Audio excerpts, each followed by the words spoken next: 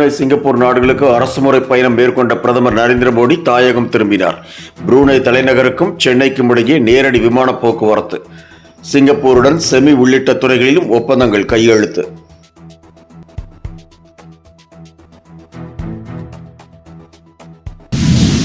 SEBI தலைவர் மாதவி புரிபட்சுக்கு எதிராக அந்த அமைப்பின் ஊழியர்கள் போராட்டம்.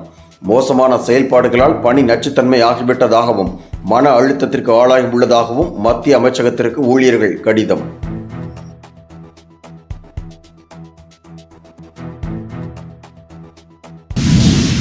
டெல்லியில் சட்ட பல்கலைக்கழக விடுதியில் தமிழக மாணவி தற்கொலை செய்து கொண்ட சம்பவத்தால் அதிர்ச்சி. மன உளைச்சலில் இருந்ததாக சக மாணவிகள் தகவல் தெரிவித்துள்ள நிலையில் உண்மை காரணம் குறித்து விசாரணை.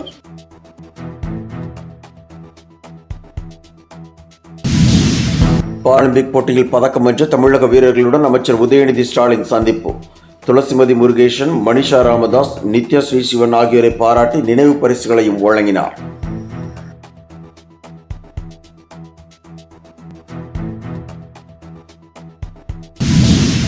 இலங்கை கடற்படையினரால் கைது செய்யப்பட்ட தமிழக மீனவர்களை நடவடிக்கை எடுக்க வெளியுறவுத்துறை அமைச்சர் ஜெய்சங்கருக்கு முதலமைச்சர் மு.க. ஸ்டாலின் கடிதம்.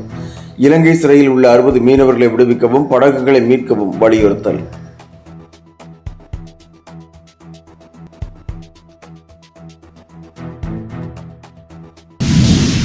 வக்ஃப் வாரியத்திற்கு சொந்தமான 2000 கோடி ரூபாய் சொத்துக்கள் கைமாறியதாக முன்னாள் அமைச்சர் ஜெயக்குமார் கூறிய புகாரில் உண்மை இல்லை.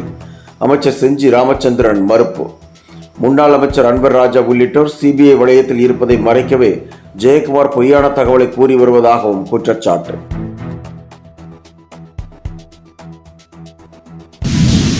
நடிகர் விஜயை கட்டுப்படுத்த வேண்டிய அவசியம் இல்லை என்றும் நடிகர் விஜயை பார்த்து திமுக அஞ்சவில்லை என்றும் அமைச்சர் ஏவாவேலு கருத்து.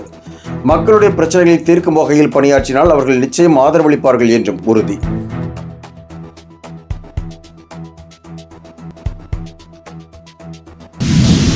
சிதம்பரம் நடராஜர் கோயில் வருமான செலவு குறித்து கணக்கு விவரங்களை தாக்கல் செய்ய வேண்டும் என தீட்சிதர்களுக்கு சென்னை உயர்நீதிமன்றம் அதிரடி உத்தரவு.